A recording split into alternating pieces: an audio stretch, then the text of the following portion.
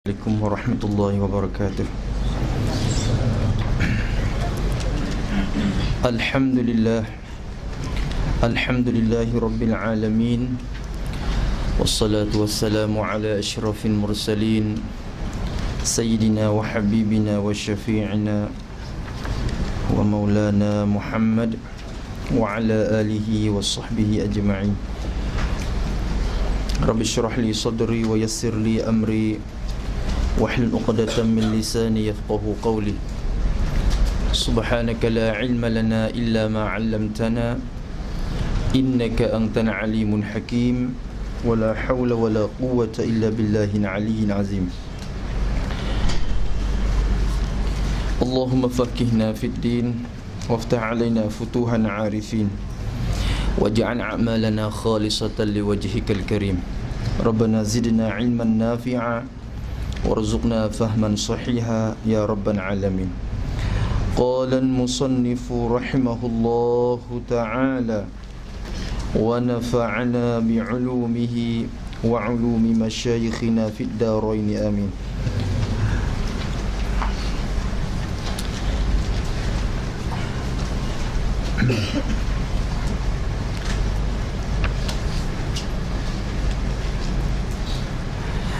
Tengoklah tapi pertama kali kena minta maaf dulu.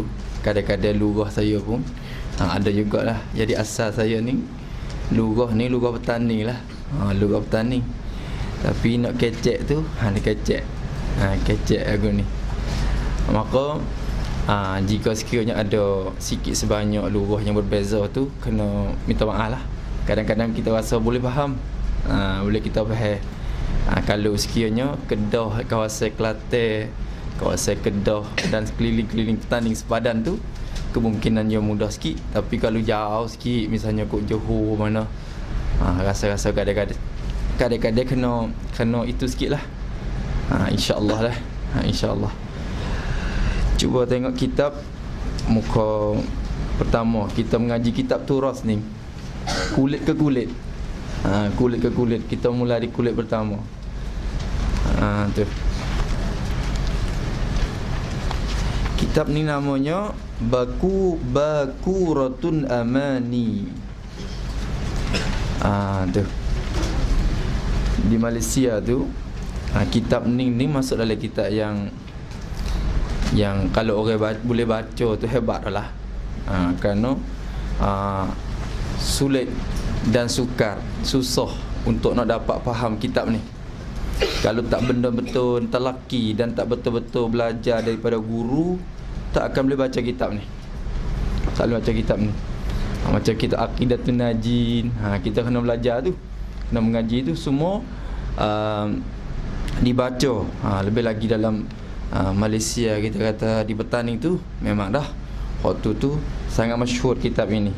Dan orang yang dapat menguasai kitab ini, insya-Allah dia akan dapat faham usuluddin dengan cara baik dan cara mantap. Tu. Jadi pengalaman saya sendiri setelah mengaji semua dah kitab usuluddin, duk di ponok tu mengaji semua kitab.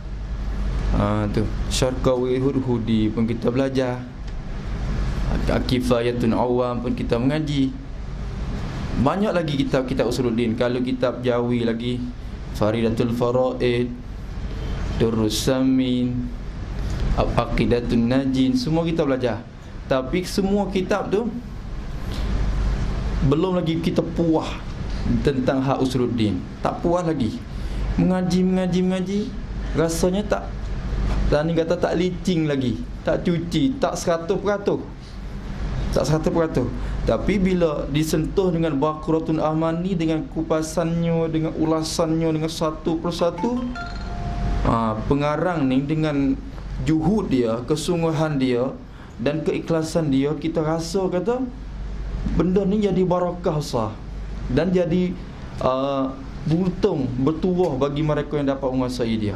Bila kita mengaji Baqarah, semua yang kita lalu mari tu 100% jadi licin. Maka insya-Allah usaha Baqaratul Amani. Tapi baca bagi molek, bagi elok tu guru kata Baqarah kalau baca tak betul jadi Baqarah. Di Baqarah, ya bukan senang juga. Kalau baca tak betul jadi Baqarah. Baqarahnya di Baqarah. Apa Baqarah? Tu. Insya-Allah kita tengok. Dia kata Bismillahirrahmanirrahim. Qala al-musannifu rahimahullahu taala. Ini syarah Baquratul Amani. Ni kitab ni Matba' bin Halabi ni yang baru cetak kan. Dr. bin Halabi di type semula. Jadi semasa mengaji tu ada satu kitab hok ni nuskah ni insya-Allah ya tak jatuh. Banyak tak jatuh. Tapi kitab ni kita kena betul pula. Kadang-kadang satu huruf je jatuh, ada huruf jatuh. Kita kena membetulkan huruf-huruf tu kerana bila type baru ni ada banyak jatuh. Supaya musalli, munjatul musalli bai, fariyatul faraid. Semua kitab usuluddin dan kitab jawi, kitab kuning, kitab jawi ada jatuh banyak. Tu jadi kemungkinan kat rumah kita di kawasan rumah ni kurang di segi tahqiqnya dan tempat nak tahqiq kitab ni. Tak banyak sangat. Kalau kalau kita tilik di Mesir di negara Arab ni, alhamdulillah ada tempat tahqiq. Tempat tahqiq kitab. Lepas tu saya akan baca kitab ni lah. Baca ini untuk nak apa nama pelaga dengan kitab ni. Insya-Allah. Kata musannaf, ini syarah Baquratul Amani. Jadi dia kata ini syarah, berartinya Baquratul Amani itu matan. Itu matan bagi kitab ni. Tu kalau kita tengok dalam lingkungan, dalam kawasan itu matan asal Baquratul Amani. Matan dia. Lepas tu di luar lingkungan kawasan itu, di luar lingkungan tu dinamakan syarah. Atau syarah tu bukan Baqarah, syarah tu namanya Tabsiratul Adani. Depan lagi musannaf akan kata ini syarah Baquratul Amani. Baqarah ni apa? Baqarah. Kalau bahasa Arab Baqarah ni awwalu ma yudraq minas samar ataupun awwalul fakihah. Awal buah kayu yang pertama bila berbuah. Pohon kayu bila ia berbuah, buah pertama tu dinamakan Baqarah. Ataupun awwalu ma yudraq minas samar, awal perkara yang didapat daripada buah-buah. Buah-buah kayu. Atau asal mana Baquratul Aman, Baqarah saja. Maka musannaf ambil nama ni, letakkan kitab dia, letak nama Baquratul Amani. Baquratul Amani maknanya buah pertama lah. Buah pertama. Al-Amani. Amani ni apa? Amani ni jamak daripada umniyah, perkara-perkara yang cinta-cinta. Tu. Buah pertama bagi barang yang dikehendak ataupun buah pertama bagi perkara yang dicita-cita. Jadi al-amani, cita-cita kita semua ni nak menguasai ilmu usuluddin. Nak tahu ilmu usuluddin, nak faham ilmu usuluddin, nak dapat menguasai ilmu usuluddin tu. Maka pohon kayu ni, buah pertama tu yang mana? Buah mana? Kalau kita tanam pohon kayu, buah pertama tu yang mana? Buah pertama tu kita tunggu-tunggu tu. Kalau pohon kayu tu dia dapat buah pertama, insya-Allah tahun depan dia berbuah pula. Dia berbuah pula. Dia ada buah pertama dia. Kalau buah pertama tu lekat di pohon dia, insya-Allah lepas pada ni akan berbuah pula. Kalau buah pertama tak lekat, buah dia masalah, buah durian tu, kalau tak lekat tu, tahun yang kedua, tahun ketiga tu susah sikit. Maka usuluddin pada letak nama kitab dia Baquratul Amani, buah pertama bagi perkara yang dikehendaki kita. Maka hak ni merupakan satu kitab yang kalau kita dapat menguasai dia, insya-Allah kemudian daripada ni segala kitab usuluddin, sama ada bahasa Jawi ataupun bahasa Arab, sama ada bahasa Melayu ataupun bahasa Arab, semua akan dimenguasai insya-Allah. Insya-Allah. Jangan kita sendirilah. Malam jazuk lam yadri. Tu buah ni manis kata tak manis, pahit ke manis, kita kena rasa sendiri. Tu kena rasa sendiri. Bakuratul amani, buah pertama bagi perkara yang dikehendaki. Itu nama dia, nama mata dia.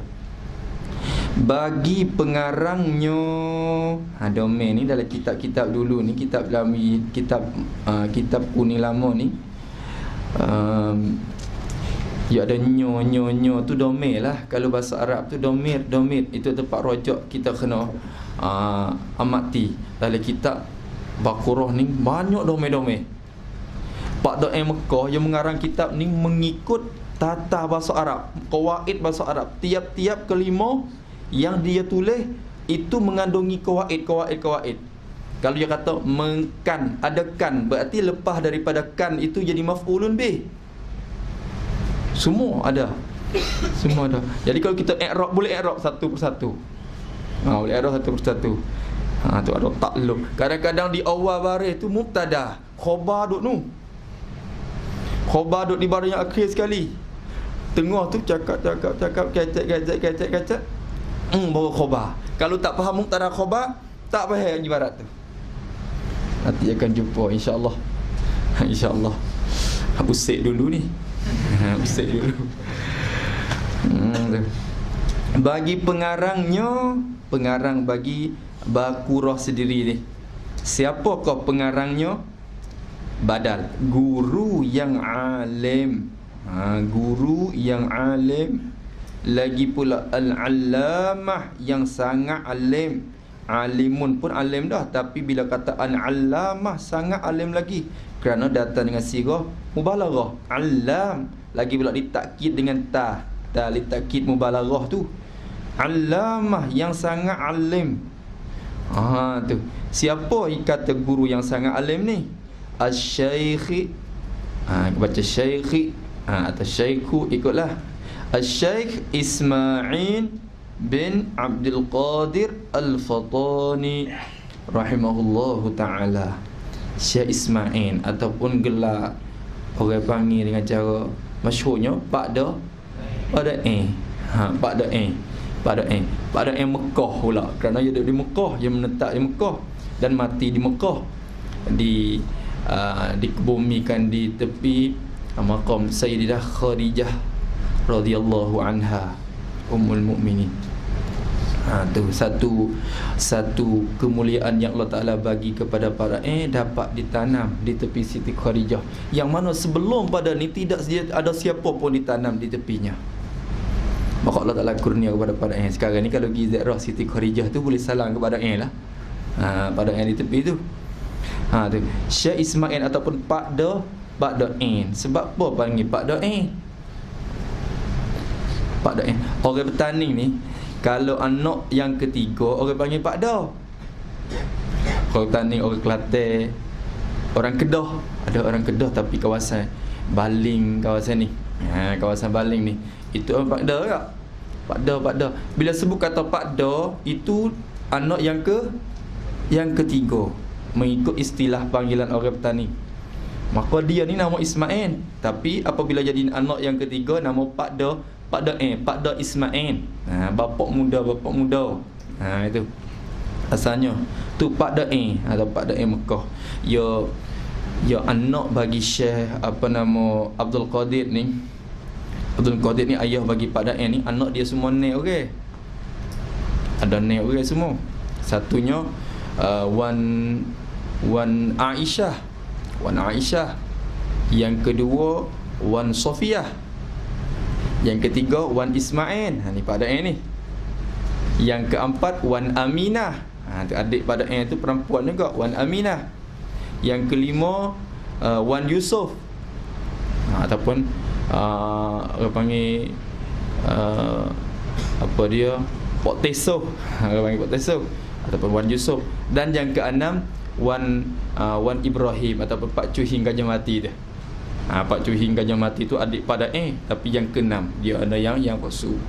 Yang posu. Maka semua enam. Wan Sofiyah, kakak sulung tu, kahwin dengan Wan Idris ataupun digelar dengan nama Tok Raja Haji. Tok Raja Haji di petani. Yang ulama besar juga di petani pada masa tu. Tok Raja Haji. Tu kahwin. Lepas tu Wan Sofiyah adik daripada Wan Aisyah tadi berkahwin dengan Tok Berming. Tok Berming ulama besar juga. Kalau kita tilik, semua keturunan Demon ni dalam keturunan ulama dan berkait dengan ulama semua. Demon ni.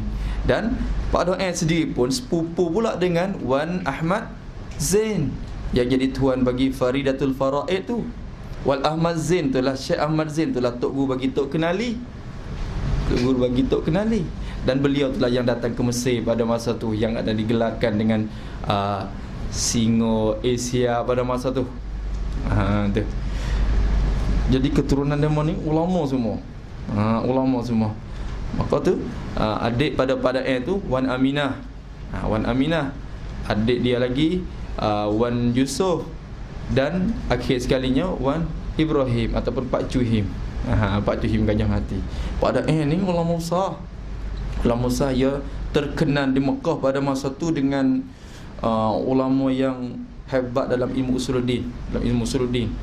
Kalau dicerita oleh Tok Guru, Tuan Guru cerita, kalau Pak Daik ada Syekh Muhsin Al-Masawi, Syekh Muhsin ataupun Syekh lain-lain lagi dari kawasan tu, kalau ada pada masa tu dan tiba-tiba didatang oleh orang untuk nak tanya masalah usuluddin, kalau ada orang datang tanya masalah usuluddin, semua syekh akan senyap. Tak ada siapa dia memberi fatwa tentang bab usuluddin. Kalau Syekh Ismail ataupun Pak Daik ni duk ada, semua akan diserah kepada Pak Daik. Ismail. Dia duk ada tu. Bakal serah kepada Pak Daik Mekah ni. Pak Daik Mekah ni. Dan dia anak murid setengah daripada anak murid kesayangan Syekh Muhammad Ali Al-Maliki rahimahullahu taala, juga Syekhul Masyayikh pada Mekah pada masa tu. Pak Daik dah. Pak Daik. Tu. Tapi Pak Daik ni dia kata dia suka anak murid tu lawan dengan dia. Dia suka biar anak murid lawan dia. Anak murid kalau duduk senyap itu kita tak suka. Kalau dia mengajar kita, dia mengajar, semua anak murid yang mengaji itu kebiasaannya Tok Guru saja. Tok Guru saja yang datang dari petani, datang dari Malaysia, datang dari mana-mana, kebiasaan Tok Guru. Semuanya hampir jadi Tok Guru semuanya. Syekh Abdul Qadir Al-Mandili, anak murid bagi pada maka apa dia, Syekh Abdullah Fahim dah. Apa nama apa? Syekh apa nama? Tu yang di Kedah kan, Pulau Pinang. Tu pun anak murid bagi pada Mekah juga tu. Anak murid pada Mekah juga. Dan banyak lagi anak murid pada Mekah yang menjadi alim ulama. Maka sampai mana dah tadi? Syekh Ismail bin Abdul Qadir Al-Fatani rahimahullahu taala tu lebih kurang ringkasan sejarah Pak Daik Mekah. InsyaAllah semasa kita baca kitab ni, kita akan bawa cerita dia pada ni sikit demi sedikit mari untuk beri semangat kepada kita dalam masa mengaji. Pak Daik ni ingat tak kuat.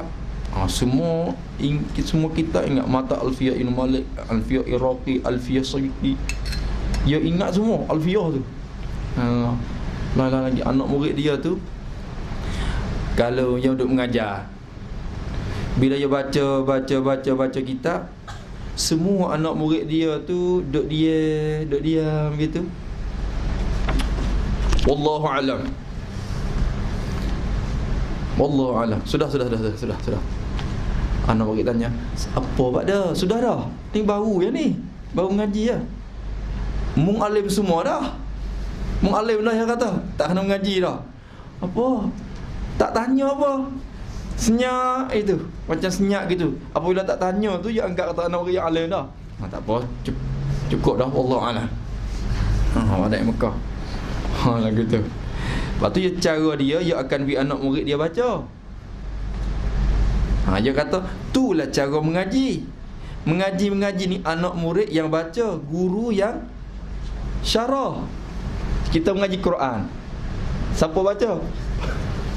Ngaji Quran siapa dia baca? Kita yang baca. Kita yang baca. Sebab itulah satu kali dia datang dalam Masjid Haram, ada Syekh Abdul Qadir Al-Mandili.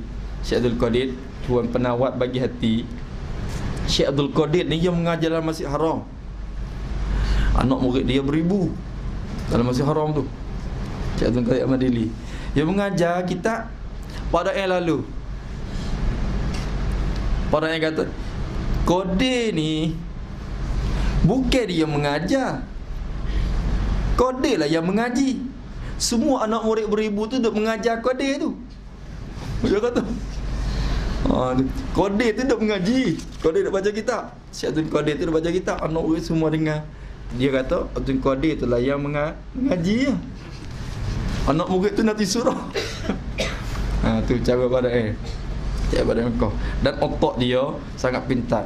Lebih lagi dalam bidang usuluddin. Ada bidang usuluddin. Tu. Apa yang silap salah bila cakapan mana yang kurang mantap, kurang sahih, dia akan betul cakapan tu. Tu cakap apa? Ada seorang murid datang, Pak Da nak minta mengaji dengan Pak Da ni. Tak apa. Nak ambil berkat Pak Da. Nak ambil berkat Pak Da juga. Nak mengaji dengan Pak Da ni, nak ambil berkat Pak Da. Dia kata, tak boleh. Aku tak bagi berkat aku. Aku tak bagi berkat. Pak Da tak boleh ngaji. Boleh mengaji tapi aku tak bagi berkat aku. Pak Da minta lah amat nak ngaji dan ambil berkat Pak Da juga. Nak ambil berkat Pak Da. Tak boleh, aku tak bagi. Sebab apa Pak Da? Keberkatanku ni yang Tuhan bagi tu pun sikit-sikit ya. Kalau aku bagi kamu, habislah berkatku. Habislah keberkatanku ni. Bila aku bagi, berarti habis. Hak aku dapat tu pun sikit dah, tak banyak. Tapi bila aku bagi, habislah. Cakap tu tak betul. Cakap tak betul. Bukan pergi minta mengaji nak ambil berkat tu guru. Kena cakap lagu mana? Pak Da minta mengajilah. Amma nak tumpang mengaji dengan Pak Da ni. Mudah-mudahan Allah Ta'ala bagi berkat amma juga. Tu. Bukan bagi ambil berkat tak guru. Tu. Jadi betul ke dia? Betul. Bukan ambil berkat Tok Guru. Gitu pai mengaji dengan Tok Guru, mudah-mudahan Allah Ta'ala bagi berkat kita sama. Tu caranya. Hai tak? Tu. Dia dengan Syekh Yasin Al-Fadani rahimahullah ta'ala Mufti Dunia. Syekh Yasin ni adik sikit pada Pak Da tua lagi daripada Syekh Yasin. Tapi Syekh Yasin ni sangat ihtiram kepada Pak Da. Satu kali anak Syekh Yasin, anak dia tu baru lahir. Dia baru dapat anak. Lepas tu dia ni hantar orang padah, dia upah orang tu pergi ambil Pak Da mari untuk nak tahnik anak dia. Syekh Yasin tu, mu ambil duit, mu pergi usung Pak Da mari. Diusung Pak Da. Jangan dia bagi jalan, jangan bagi dia jalan mari. Usung Pak Da mari sini, mari di rumah. Aku nak buat majlis tahnik. Orang pergi, Pak Da usung Pak Da duduk atas macam tikar tu. Biasa tengok gaya Cina tak? Duduk atas tu. Duduk atas tu. Bawa lagi. Lepas tu bila sampai ke rumah Syekh Yasin tu, masa tu majlis tu penuh dengan ulama-ulama lah yang dijemput tu. Datang mari semua. Lepas tu Syekh Yasin lagi, Pak Da minta Pak Da ni buka mulut lah tahnik anak saya. Lepas tu nak ngawis anak saya tu. Tak apa. Doa apa? Doa lah bagi anak saya ni alim besar. Biar alim besar. Pak Da kata, tak boleh. Tak boleh. Tak boleh alim besar. Kena alim kecil. Alim kecil. Alim kecil, tak boleh alim besar. Syekh Yasin kata, amma tak ada. Kalau doa lah, baik kita doa bagi alim besar selalu. Tu. Tak mau alim kecil-kecil. Alim kecil tak mau. Tak boleh. Kena doa bagi alim kecil. Banyak yang kata. Tok Guru pada masa dengar lah, apa ni pada nak kata apa ni. Taklim alim besar. Yakni mesti kena alim kecil. Alim di waktu kecil lagi. Jangan nanti tua tu baru alim. Betul.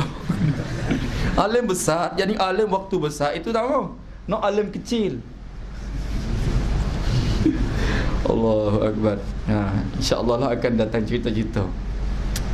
Cerita-cerita ni. Seorang yang guru mulia ni. InsyaAllah Ismail bin Abdul Qadir Al-Fatani rahimahullahu ta'ala, yang dinamakan dia syarah, yang dinamakan dia akan syarah tu. Dia kata, jadi matan tu Baqaratul Amani, syarah dia tu bukan nama Baqarah, syarah dia nama Tabsiratan Adani. Baca Tafsirata pun tak apalah, maf'ul yang kedua bagi yang dinamakan tu. Yang dinamakan dia akan syarah ni nama Tabsiratan Adani namanya, bi alhani Baqaratil Amani, ja'alaha Allah ta'ala khalisan liwajhihil karimi, nafi'an limuta'ammili nazmihi, an-naf'an jasima. Tu amin. Tu cap kali ketujuh. Apa nama? Tak ada dah. Amin. Ada cap kali yang ketujuh. 3000 nuskah ada lagi kitab ni. Tak payah baca lah tu. Tu yang dinamakan tafsirah. Tafsirah ni apa? Memperjelaskan yang satu masdar daripada bassara, yubassiru tabsir. Tabsirah satu masdar daripada tu. Jadi namanya tafsirah ni maknanya menjelaskan ataupun kalau tanding apa ni, mempercelekkan, celek mata kita ataupun menjelaskan kita, memberi nampak kepada kita. Al-adani ni apa? Adani ni jamak daripada apa? Adana ni apa dia? Isim tafdhil kan? Akhbaruna akabir, kubrayani kubrayatun kubar. Kalau gitu adanayani adanayatun adani. Tu. Lepas tu dunyayani dunyayatun duna. Tu panggil isi tabdil tu. Maka adani tu jamak taksir daripada adana tadi. Adana ni yang orang yang terkebawah lah. Orang yang terkebawah, yakni orang yang terkebawah ni sebuah ilmu usuluddin ni. Orang yang mubtadi, orang mula-mula mengaji tu. Tu adani, memperjelaskan akan segala orang yang mula-mula belajar ilmu usuluddin. Orang yang terkebawah. Tu adani. Bi alhani Baqaratil Amani. Alhani dengan apa kita kata, orang yang terkebawah dengan cakapan-cakapan bagi kitab Baqarah Al-Amani. Cakapan-cakapan bagi Baqarah Al-Amani. Jadi kita baru nak mengaji, kalau kita mengaji dalam matan Baqarah sendiri tu sulit sikit masa nak faham. Lalu tu datang syarah mari untuk nak memperjelaskan orang yang baru-baru mengaji tu. Tu maksud dia tu. Ja'alahallahu ta'ala khalisan liwajhihil karim. Minta Allah Ta'ala menjadi akan dia akan apa dia, Tafsiratul Adani ni menjadi oleh Allah Subhanahu Wa Ta'ala, menjadikan dia khalisan, yang bersih, yang suci, liwajhihil karimi, untuk zat Allah Ta'ala yang mulia. Tak apalah tu. Nafi'an limuta'ammili nazmihi an-naf'al jasima. Lagi pula nafi'an ni maf'ul yang kedua bagi ja'ala juga, khalisan pun maf'ul yang kedua bagi ja'ala. Nafi'an tu pun sama, menjadikan akan dia oleh Allah Ta'ala nafi'an, yang memberi manfaat, yang berguna, limuta'ammili nazmihi, yang berguna bagi yang perhatikan akan susunannya. Nyo apa?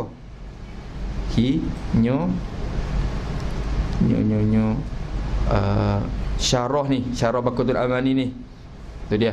an-naf'al jasima, sebagai manfaat yang besar. An-naf'a tu maf'ul mutlaq bagi nafi'an, al-jasima sifat dia.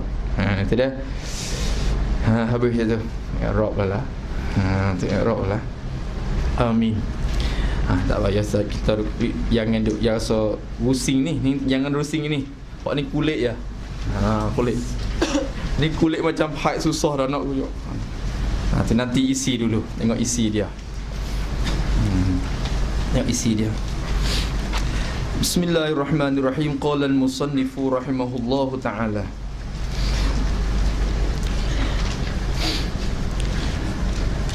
Bismillahirrahmanirrahim. Alhamdulillahi.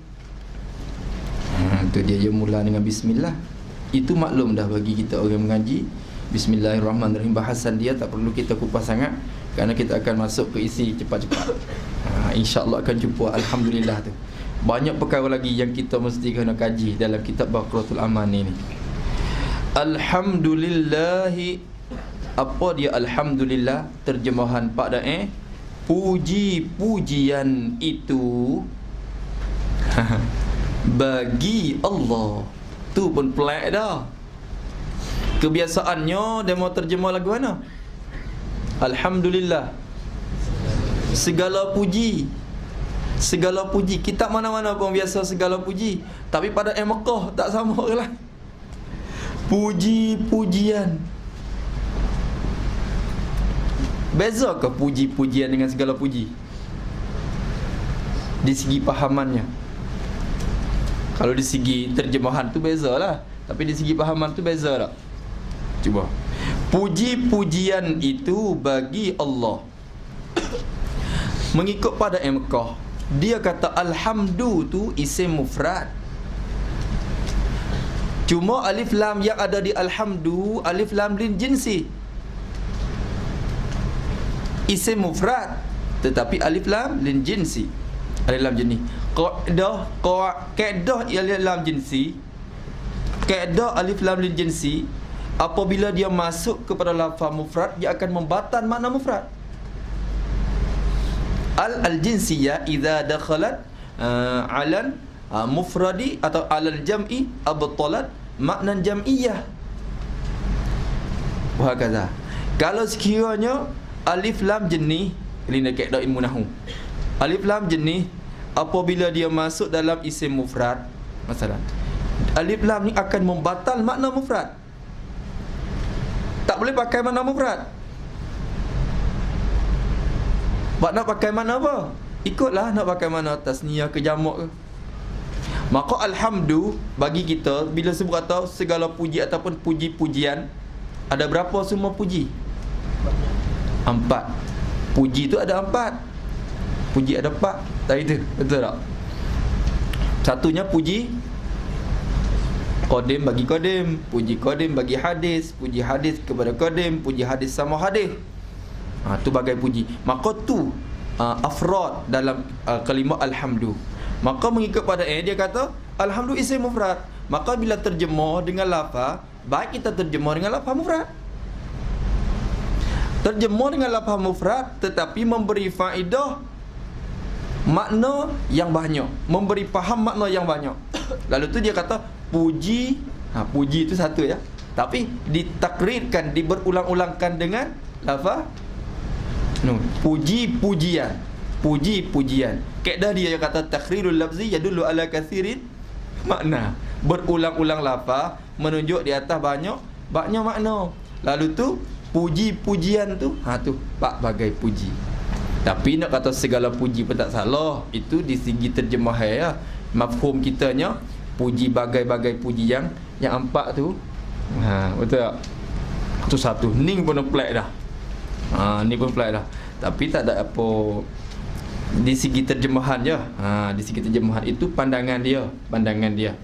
Puji-pujian itu, puji-pujian yang 4 bagai itu, puji Allah akan zatnya, puji Allah akan hamba yang beriman, puji hamba akan Allah, puji hamba sesama hamba. 4 bagai puji itu bagi Allah. Yang ni berhak bagi Allah. Tu kita ngaji. Puji-pujian itu bagi Allah. Jadi berhak bagi Allah. Siapa Allah Ta'ala? Tuhan yang menerangkan hati-hati kekasihnya. Nyo Tuhan, kekasihnya kekasih Tuhan. Tak tu dah. Allah Tuhan yang menerangkan. Tu hati tu maf'ulun bih tu, lepas pada kan tu. Allah Tuhan yang menerangkan hati-hati kekasihnya. Mencerahkan, menerangkan, mencerahkan. Tu menerangkan hati-hati kekasihnya, kekasih bagi Allah, bagi Tuhan. Tu menerang dengan nur iman. Takluk situ dengan tu harfun jar, takluk mana? Takluk di menerang. Takluk situ. Kena pandai takluk juga kitab ni. Kena tulis juga ta. Kalau kata takluk, buat ta. Lepas tu pergi takluk di mana? Tu. Kalau tak tulis, tak dobit kitab ni, tak akan faham dan tak akan boleh baca. Saya lah, adik saya ni. Tengok sendiri. No. Tok Uji Soleh sendiri, dia buka kitab dia tu, kitab minyak, kitab licin, penuh. Tepi-tepi. Membaca, dia kata, aku mengaji pada ayat 7 kali. 7 kali. Kita ni sekali pun. Ya Allah ya Rabbi. Tu. Aku ngaji pada ayat 7 kali. 3 kali aku pada ayat baca. Dan kali yang keempat sampai seterusnya pada ayat suruh aku baca dan dia hurai. Pegang bagi elok kitab Baqarah, dia kata. Tu. Alhamdulillah saya pun dapat. Jadi dulu bangsa duk ponok dalam pun ngaji dah kitab ni dengan Tok Guru sendiri. Tapi rasa tak jelas apa. Tapi bila kali yang kedua ngaji dengan Pak Tok Guru Soleh pula. Saya ni alhamdulillah lah sebagai generasi yang terakhir yang dia kupah di awal sampai akhir dengan cara halusi. Di masa tu. Lepas pada tu Tok Guru tak baca di awal sampai akhir dah. Kitab ni kalau baca ke masjid-masjid pun baca tak habis. Tak habis baca kuliah gitu ya. Tapi kita pasal dia. Maka saya pun tanya sungguh. Kitab ni ngaji di awal sampai akhir, tiap-tiap ibarat saya tanya tu guru. Tu. Ngaji Baqarah, mula-mula ngaji Baqarah, mengaji dengan hati iktirad. Bukan kita iktirad, tapi kita kena pakai baju iktirad. Sebab apa? Sebab bila kita pakai baju iktirad, kita akan cari kesilapan Baqarah. Bila kita dapat kesilap, kita rasa silap, kita akan bentangkan perkara tu sama Syekh. Syekh akan jelaskan kita. Maka akhirnya tidak ada satu keraguan pun bagi saya. Tak ada apa pun kita ni. Tanya habis satu-satu, insya-Allah tu. Insya-Allah kita ni lah. Lepas tu lepas pada ni kita balik baca pula di rumah. Di kampung kita, di negeri kita tu. Insya-Allah. Kalau boleh balik baca kitab Baqarah ni hebat dah orang tu. Tu kelah tafakuh di kelah apa pengajian Usuluddin Baqaratul Amani tu yang disampaikan oleh ustaz tu begini. Masya-Allah lah. Masya-Allah. Kitab fiqh ada baca banyak, kitab tasawuf pun ada orang baca banyak, tapi kitab yang berkait dengan Usuluddin ni jarang-jarang orang nak baca. Tu kita kena bangkit dan kena itu semula ni perkara lagu ni. Kerana serangan akidah ni penting sekarang ni. Penting. Kalau kita tak benar-benar faham masalah akidah ni, susah sikit lah. Susah sikit ni. Tengok lagi. Tuhan yang menerangkan hati-hati kekasihnya, kekasih Tuhan tu. Menerang dengan nur iman. Dengan nur iman. Nur iman. Nur tu cahaya, iman tu kepercayaan. Cahaya kepercayaan. Tu ni kalau bentuk idafat, kalau orang mengaji ni orang panggil idafat musyabbah bih kepada musyabbah ni. Kalau mengaji di segi mubalaghah dikatakan idafat musyabbah bih kepada musyabbah. Asal ibaratnya dengan iman yang diserupakan dengan nur. Allah Ta'ala menerangkan hati kekasihnya, kekasih Tuhan, kekasih Allah, menerang dengan nur iman, jadi dengan iman yang diserupakan dengan nur. Iman tu serupa dengan nur. Nur, kalau kita duduk dalam tempat gelap, bila ada cahaya kita boleh berjalan ke sana ke sini, dengan sebab ada suluhan pelita dan cahaya. Maka iman, hati kita, bila belum ada iman, hati gelap dengan kekufuran. Bila ada iman, iman tu menyuluh hati kita, menerangkan hati kita, sehingga kita dapat nampak hakikat benda-benda. Kena perkara tu, kena akan perkara tu, perkara ni dengan iman tu. Dengan iman tu, maka diibaratkan iman tu diserupakan dengan nur. Nur iman, nur iman, cahaya iman. Jadi iman yang diserupakan dengan nur. Allah Ta'ala lah yang menerangkan hati-hati kekasihnya dengan nur iman tu. Satu. Dan menetapkan dia, menetap. Ni dan ni ataf pada menerangkan. Ataf situ.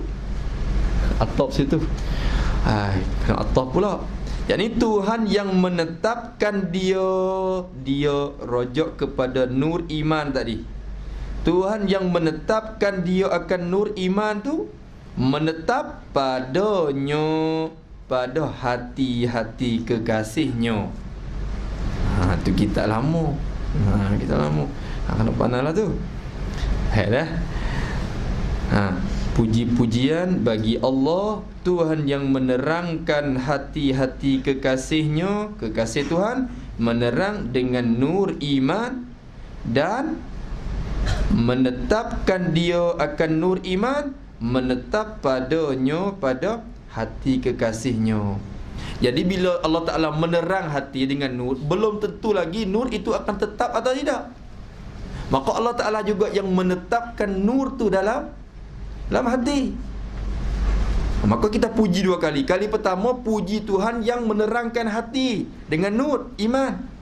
Kali yang kedua, puji Tuhan yang menetapkan nur iman tu dalam hati. Dua kali lah. Tu atap. Tu menetapkan dia akan nur iman padanya, pada hati kekasihnya, kekasih Tuhan. Murad, maksud dengan kekasih Tuhan tu segala orang yang beriman dan bertakwa lah. Tu kata murad dengan sekekasih Tuhan tu segala orang yang beriman, segala orang yang beriman dan bertakwa. Tu kekasih Allah. Dengan terus pengetahuan Allah, dengan pula, dengan ni takluk mana? Dengan terus pengetahuan, dengan ni takluk pada menetapkan. Takluk pada menetapkan. Bergantung situ, gantung dengan menetapkan tu. Allah Tuhan yang menetapkan dia akan nur iman, menetap padanya, pada hati kekasih. Cara yang menetapkan tu, menetap dengan terus pengetahuan. Ni cara Allah Ta'ala menetapkan iman dalam hati. Menetap dengan terus pengetahuan. Tulis betul terus pengetahuan. Yakni dengan pengetahuan yang terus dan terang. Yakni dengan pengetahuan yang terus dan terang, tidak ragu-ragu lagi. Itu makna terus pengetahuan. Yakni dengan pengetahuan yang terus dan terang, tidak ragu-ragu lagi. Itu makna terus pengetahuan. Ni kalau kita mengaji pula dapat sifat kepada mausuh ni. Pula tu. Macam susah lah. Tapi insya-Allah ni. Insya-Allah. Sedap kalau kitab Jawi, kitab lama, kitab Jawi berlaku atas qawaid Arabiah ni, sedap kita mengaji. Sedap kita mengaji. Tu. Lagi insya-Allah. Tapi kena sentiasa sebut, mulut kita kena sentiasa sebut mudah gitu. Oh ya, payahlah. Payah. Jangan sebut payah. Ihfaz lisanaka la taqulu fatubtala innal balaa muwakkalun bin mantiqi. Allah akan turun bala mengikut mulut kita.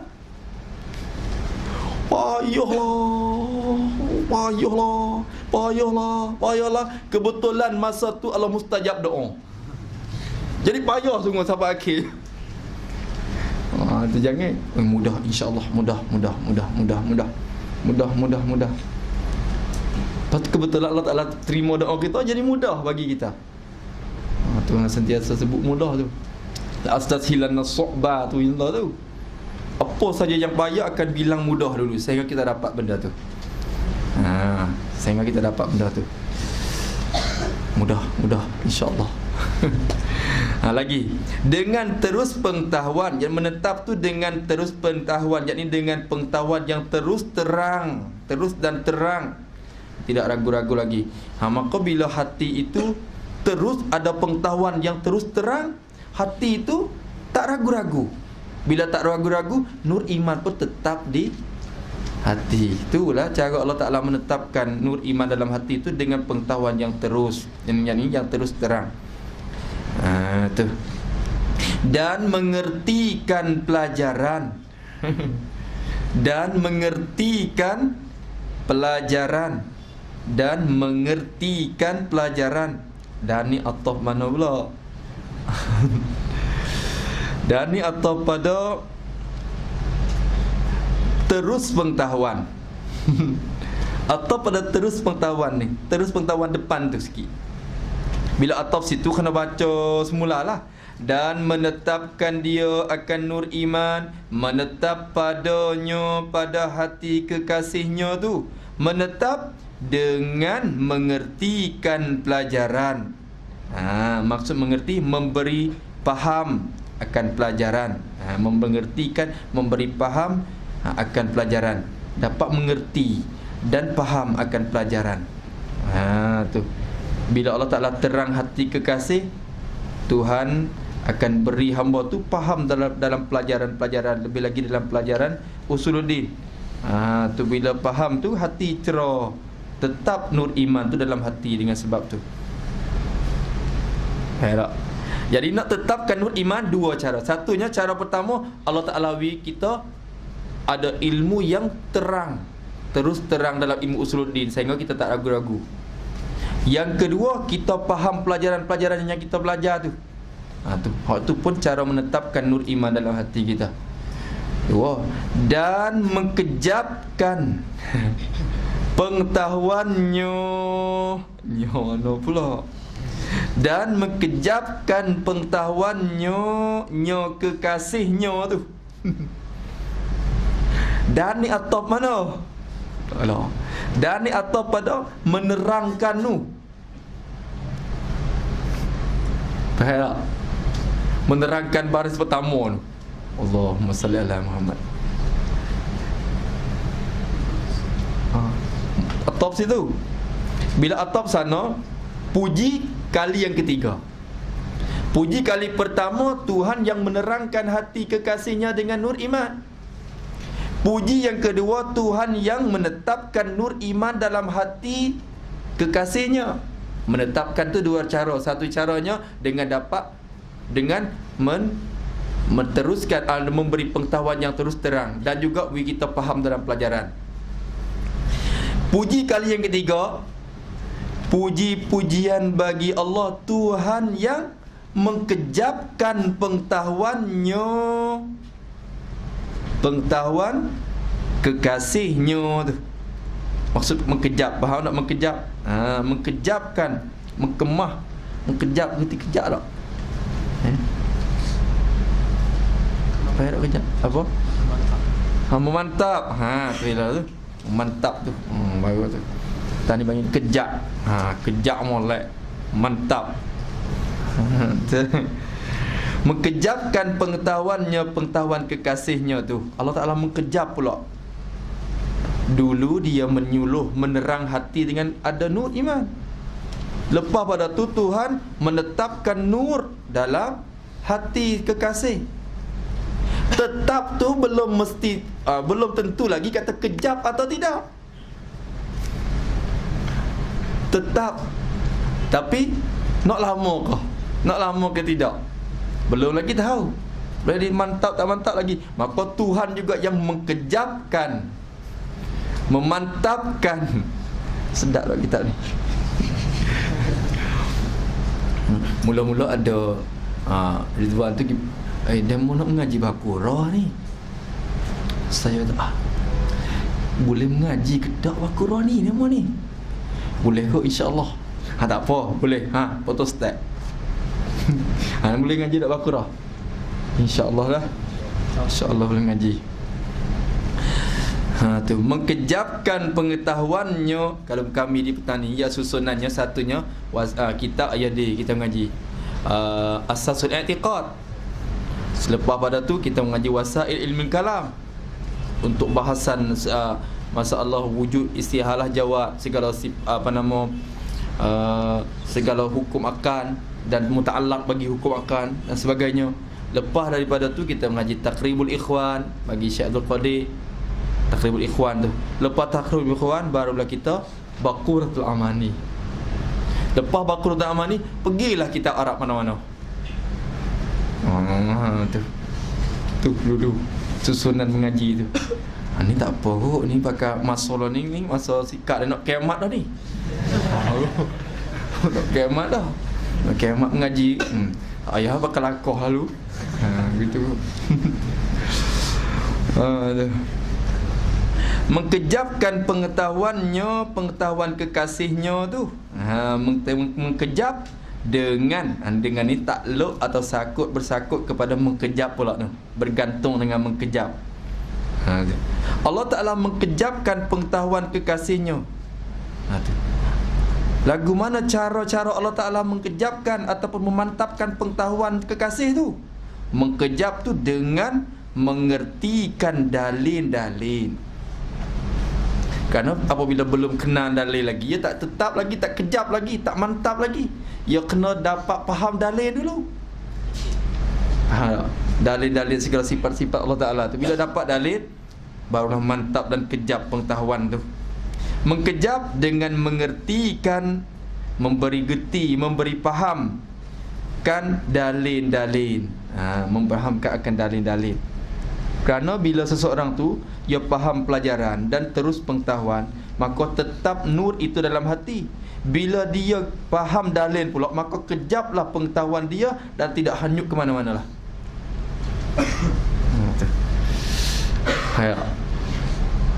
Ni tulis juga tu. Masa tu hurai tu saya tulis juga. Sebab tu boleh duk baca ni. Kadang-kadang duk baca tu yang tuan guru syarah tu kita tulis juga. Bila kita tulis tu, kadang-kadang kita mengajar tu, kita baca yang ya hurai tu. Seolah-olah tuan guru tu duk bisik di tepi telinga kita. Baca tuan guru tu bisik. Baca ni. Baca yang tu. Tu. Sebab itulah kena tulis. Ma kutiba qarra wa ma hufiza farra. Barang yang ditulis itu tetap ia, dan barang yang dihafal itu lari ia. Kalau kita hafal pun satu hari akan pergi dan lari daripada kita. Tapi bila kita tulis sampai kiamat pun, kalau kitab tu masih ada lagi, benda tu akan tetap dalam kitab tu. Kita tua masa depan lagi pun kita boleh baca kitab tu. Kalau orang ngapal, kalau orang ingat, kadang-kadang dia lupa, esok lupa dah. Lupa dah. Tu kena usaha juga tu. Saya nak foto state kitab saya mengaji pun takut yang mau baca tak boleh. Penuh sangat.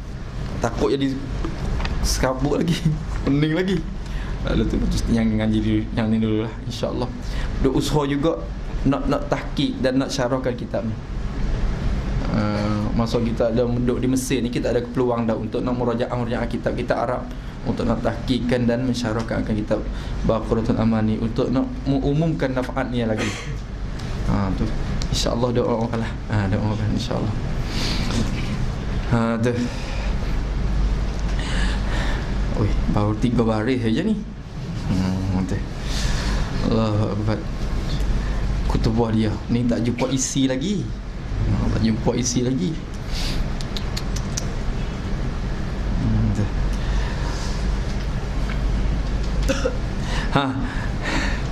Mengkejapkan dengan mengertikan dalil-dalil, memberi faham akan dalil-dalil. Satu. Dan merenu-renu fikiran. Apa pula? Merenung-renung ni. Merenung-renung ni menilik ataupun menteliti. Merenung-renung. Kita kata. Dan ni atau pada mengertikan tu. Atau pada mengertikan tu. Atau situ.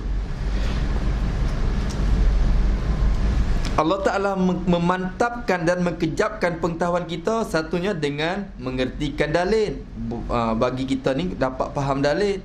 Dan yang kedua, Allah Ta'ala mengkejapkan pengetahuan kita dengan merenung-renung fikiran. Apa nama merenung-renung?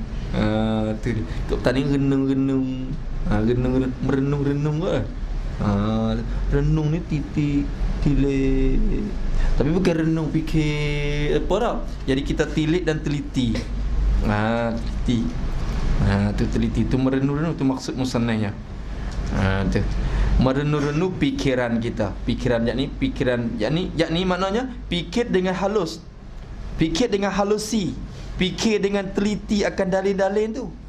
Kita faham dalil dan kita renungkan dan telitikan dalil-dalil tu. Dalil-dalil yang kita faham tu. Dua. Dan mengulang-ulangi. Pula dah. Dan mengulang-ulangi bicaranya dalil. Pula.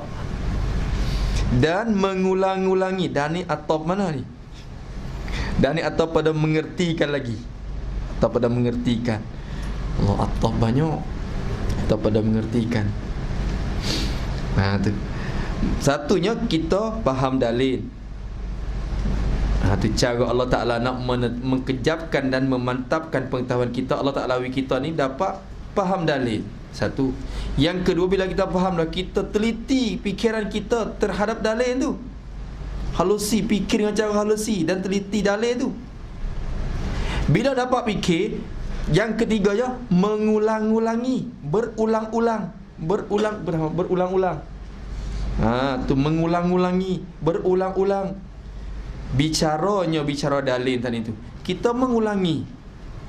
Lepas pada fikir, kita fikir pula. Berulang-ulang kali kita fikirkan bicaraan dalil tadi tu. Nampak tak? Tu. Tu kitab Jawi ni. Hingga latas pada pandangan uqala. Apa pula? Ni kitab ni, kalau kita tak tulis, tak faham. Puji-pujian itu bagi Allah Tuhan yang menerangkan hati-hati kekasihnya dengan nur iman dan menetapkan dia padanya dan terus pengetahuan dan mengertikan pelajaran dan mengkejapkan pengetahuannya dengan mengertikan dalil-dalil dan merenung-renung fikiran. Apa? Tak faham. Dia tak sama kitab Jawi lain. Kena satu persatu pergi tak atop sini. Lepas tu ulang semula takdir ibarat semula. Boleh atop sini, tarkib ibarat semula. Atop sini, susun ibarat kembali. Untuk nak faham. InsyaAllah lepas dah ni, balik fikir. Balik pergi fikir kita tu. Pergi renung-renung fikiran pula. Lepas dah ni. Dan mengulang-ulangi bicara dalil tu. Tu. Hingga latas. Latas. Apa latas? Latas ni apa? Latah ni apa? Kalau bahasa Malaysia apa latah? Latah ni bahasa taning ni. Latas. Lantas. Lantas ni apa? Jelas. Mungkin ada lantas tu. Jadi, latah ni terang nyata. Latah molek. Latah molek. Lantas. Jadi latas, ini lantas, nyata, terang. Tu. Mengulang-ulangi hingga latas, hingga nyata, terang. Tu hingga nyata dan terang. Ulang-ulang fikiran tentang hadalin tu hingga kita latas dan nyata. Nyata. Latas pada pandangan uqala. Latas dan terang nyata pada takluk pada latas tu. Latas pada pandangan, pada nampakkan dan suluhan uqala. Uqala ni apa? Uqala jamak daripada Ha? Ulama jamak dari alim ke alim, alimun ke alimun. Tak tahu nak apa ni. Tak tahu nak sebut apa. Ulama jamak dari alimun. Alimun. Hukama jamak dari hakimun. Uqala jamak dari aqilun. Orang-orang yang sangat berakal. Orang-orang yang sangat berakal. Tu orang yang sangat berakal. Hinggalah atas dan nyata pada pandangan, pada nampakkan, pada suluhan orang-orang yang sangat berakal. Orang yang sangat berakal, ada akan sangat-sangat, orang tu akan nyata dan nampak perkara-perkara yang dia mengulang-ulangi, merenung-renung tadi. Renung tadi. Tu. Dan terangkat kesamaran. Pula. Dan terangkat kesamaran. Atop mana? Atop pada latas. Atop pada latas. Dia mengulang-ulang bisyara dalil tu, satunya hingga dia nyata pada pandangan dia. Yang kedua, hingga terangkat kesamaran. Terangkat tu hilanglah.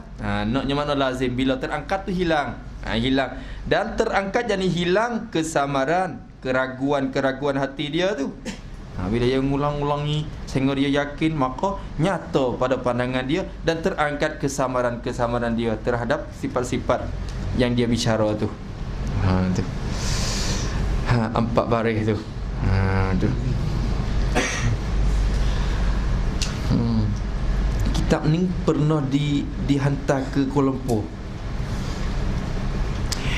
Tok Guru cerita kata semasa dia mengajar dulu, Tok Guru Soleh, dia mengajar di Masjid Bukhari di Kedah kitab ni. Lepas tu bila mengajar tu, ada seorang tu menentang kitab ni. Dia tak faham kitab ni. Bila dia tak faham tu, dia baca tak faham. Dia kata kitab ni sesat. Bila tak faham tu mula kata sesat. Kitab ni apa tak boleh mengaji, ni ajaran sesat. Apa tu, tengok puji-pujian, apa menerang terus penlatas apa. Tu sesat ni. Bila kata ajaran sesat, maka dilarang mengajar di Masjid Bukhari. Tu orang tu dia tulis ketah. Lepas tu dia tepek di masjid. Dilarang Tok Guru mengajar kitab ni di masjid ni kerana kitab ni gini. Lepas tu Tok Guru pun bila pergi kepada masjid, nampak dia melarang tak mengajar, balik. Ada seorang tu sanggup. Tok Guru tak apa baca, amo sanggup. Ada juga tu running tu. Guru tak apa, amo sanggup sendiri. Tak apalah, dia mau tak bagi mengajar lah, kita balik. Bila balik ke rumah, Tok Guru pun dah fikir, kata, apa ni kitab ni kita ni dia mengaji dengan Pak Dah lagi. Lalu Tok Guru pun tak sedap rasa, dia tulis surat pula kepada orang ni, orang yang melarang kitab. Dia kata, saya terima kasih yang Tuan tolong tegurkan saya, tapi saya ingin nak tahu penjelasan, betul manakah yang silap dalam Baqarah. Saya nak tahu juga di mana tempat yang Baqarah ni sesat dan menyeleweng. Tolong Tuan terang. Saya akan mengaji dengan Tuan pula. Terus kata, saya akan mengaji dengan Tuan pula. Dia tak boleh terang mana tempat sesat di mana. Maka kitab ni dihantar kepada Kuala Lumpur untuk berbahas-bahas tentang isinya pada masa tu. Maka dikumpul oleh beberapa orang yang bijak-bijak, pada doktor-doktor berkumpul untuk berbahas masalah kitab ni. Mana kesilapan kitab ni? Dia baca, tak faham di baris 2-3 tu lagi. Netapkan padanya terus pengetahuan, kejap mengerti dan merenung-renung pula. Maka akhirnya terpaksa hantar balik ke Kedah. kitab tu. Dan mengaku tak dapat, tak faham isi kandungan. Maka Sultan Kedama tu panggil untuk membenarkan semula. Baca. Jadi Sultan Kedama jadi tak apalah. Tu. Dia sendiri panggil orang yang larang tadi, dan juga tubuh tu main berjumpa dan juga dibenarkan balik untuk mengaji. Sampai ke hening cukup dah 100 tahun ni. Tu kitab Baqaratul Amani daripada mulai mengarangnya sampai ke ni 1 koron dah. 1 koron dah. Kita tak beranak lagi. Tu Baqarah tu ada. Tu. Sebab tu pada dia ada tulis syair di bawah belakang tu. Aban kalam unasul la khalaqa lahum wa ma alayhi idza abuhu min dararin ma darra syamsad duha'i fil ufuqi tali'atan alla yara daw'aha man laysa za basarin. Akhirnya tu syair tu ngapa ingat.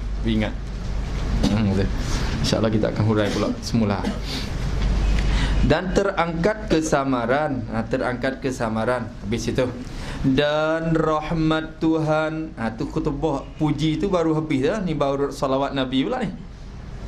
Dan rahmat Tuhan dan kesejahteraannya Tuhan atas semulia-mulia makhluk dan sebebas-bebas utusan Nabi Muhammad sallallahu alaihi wasallam yang dibangkitkan dengan seruan mengesahkan Tuhan dan menunjukkan jalan-jalan kelepasan.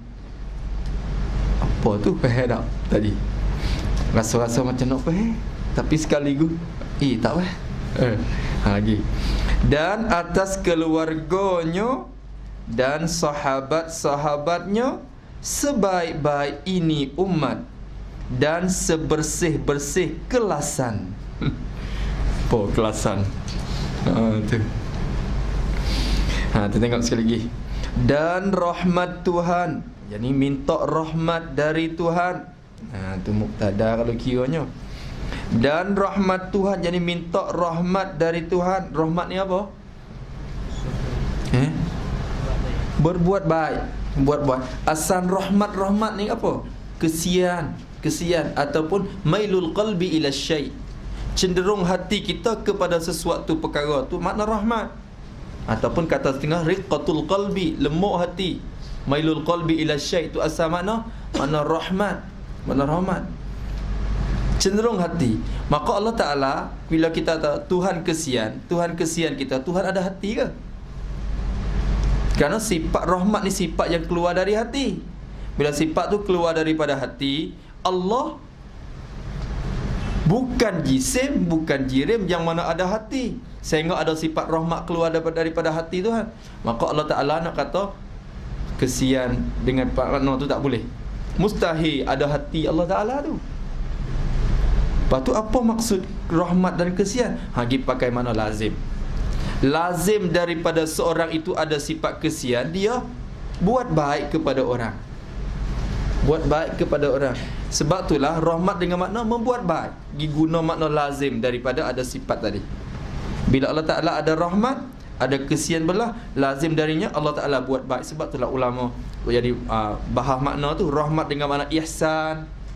Kalau setengah kata rahmat dengan makna iradatul ihsan, itu semua kembali kepada sifat. Kalau dengan makna iradatul ihsan, kembali kepada sifat iradah. Kalau ihsan, kembali kepada sifatul af'al. Tu dia katanya. Tak apa. Maka di sini kita pintah maksudnya dan rahmat Tuhan, jadi minta Tuhan membuat baik. Tu. Minta Tuhan membuat baik. Tu. Dan memberi, kita kata. Dan kesejahteraannya Allah, Tuhan tu. Jadi minta Allah Ta'ala memberi kesejahteraan, minta Allah Ta'ala memberi keselamatan atas semulia-mulia makhluk. Tu. Jadi ni jadi khabar lah ni. Minta turunlah berilah kedua-dua tu atas semulia-mulia makhluk. Makhluk yang semulia-mulia sekali, hak mulia sekali. Siapa dia makhluk yang mulia sekali? wa afdalul khalqi 'alal itlaqi nabiyuna famil 'anis shiqaqi wal anbiya yalunahu fil fadli wa ba'dahum malaikah zul fadli yalihumu qaumun kiramun bararah iddatuhum sittun taman mu'asyarah. Lagi jaharah maka seafdal makhluk Nabi kita sallallahu alaihi wasallam. Bila itlaqkan makhluk yang afdal sekali Nabi Muhammad sallallahu alaihi wasallam. Sebab itulah musannaf di sini bila kita tahqiq sini kita ambil jauharah magila ni untuk nak tahqiqkan semulia-mulia makhluk tadi. Tu atas semulia-mulia makhluk. Dan sebebas-bebas utusan atas pada semulia-mulia makhluk, minta turun atas sebebas-bebas utusan. Utusan Allah yang bebas sekali. Siapa? Nabi Muhammad. Bebas makna apa? Tak payah buat apa, bebas. Gitu. Kena tulis sini. Sebebas-bebas utusan, yakni utusan yang bebas sekali pada hari kiamat nanti. Utusan yang bebas sekali pada hari kiamat nanti, semasa di padang mahsyar. Semasa di padang mahsyar, kerana pada waktu itu tiada siapa atau tidak ada siapa sanggup menolong malaikat Nabi kita sallallahu alaihi wasallam. Tu. Tu dah. Boleh tak? Dan tulis tak tu? Boleh. Ulang. Tak ada weh. Tak ada. Tu. Ulang lagi. Mana? Utusan yang bebas sekali pada hari kiamat nanti, semasa di padang mahsyar, kerana pada masa itu tidak ada siapa sanggup menolong malaikat Nabi kita. Boleh tak? Tu. Boleh tak tu? Dan tulis. Tu sebebas-bebas. Jadi pada masa kiamat esok, semua Nabi-Nabi akan nafsi-nafsi belakang lah. Walaupun Nabi Adam sendiri, Nabi Ibrahim sendiri, Nabi Musa, Nabi Isa, semua ulul azmi pun masing-masing nafsi-nafsi. Kerana hari ni sama-sama takut kepada Allah Ta'ala. Tak wani siapa nak sanggup, nak jamin, nak tolong siapa-siapa. Tapi Nabi Muhammad pada masa tu diberi kebebasan untuk menolongkan akan hamba-hamba Allah Ta'ala dan umat-umat Nabi Muhammad sallallahu alaihi wasallam pada masa tu. Bebas. Ummati. Jadi Nabi Muhammad seorang yang sanggup untuk nak tolong. Dialah bebasnya. Bebas pada menolongkan hamba Allah Ta'ala pada hari kiamat di padang mahsyar tu. Maka pada yang kata sebebas-bebas utusan makna tu, utusan Allah Ta'ala yang bebas sekalinya pada hari kiamat nanti, iaitu Nabi kita sallallahu alaihi wasallam. Nabi Muhammad itu badalah semulia-mulia makhluk dan sebebas-bebas utusan. Siapakah? Ialah Nabi Muhammad sallallahu alaihi wasallam. Nabi kita Muhammad sallallahu alaihi wasallam. Nabi Muhammad yang dibangkitkan, dibangkit, diutus dengan seruan mengasahkan Tuhan. Ayat sini lah. Dibangkit dengan seruan mengasahkan Tuhan. Kena tulis pula betul seruan sikit. Tulis sikit betul seruan mengasahkan Tuhan. Yakni dilantikkan Nabi kita, supaya mengajak dan menyeru sekalian umat manusia untuk mengasahkan Tuhan, dengan arti berpegang dan i'tiqad bahawa Tuhan itu satu, dan cepat ku cepat rasanya cepat tu Dan tak tadi? Dan tak? Boleh? Cuba baca. Cuba baca. Kalau dan tu bacalah dulu.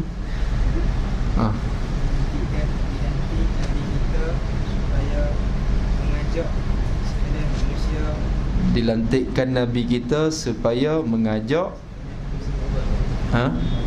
dan menyeru sekalian umat manusia untuk mengasahkan Tuhan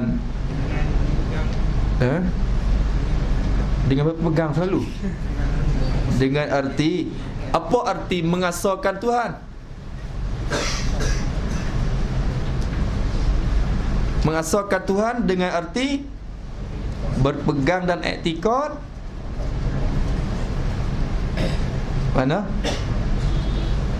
Bahawa Tuhan itu satu, dan suruh mengibadatkan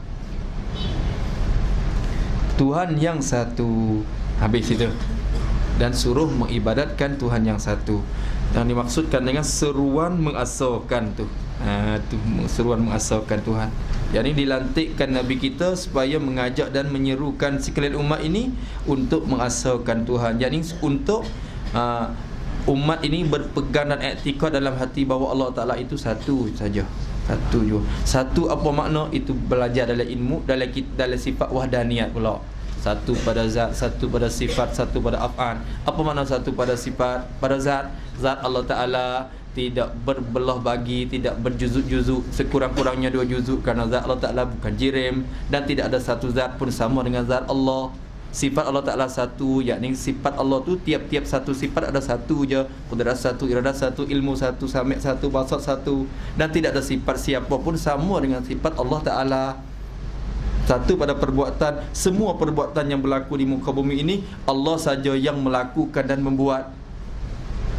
Tu satu pada tu satu. Tu mana satu wahdaniyah. Tu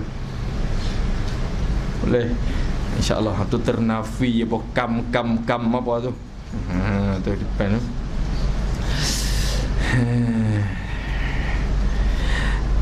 Dengan seruan mengasahkan Tuhan dan menunjukkan jalan-jalan kelepasan.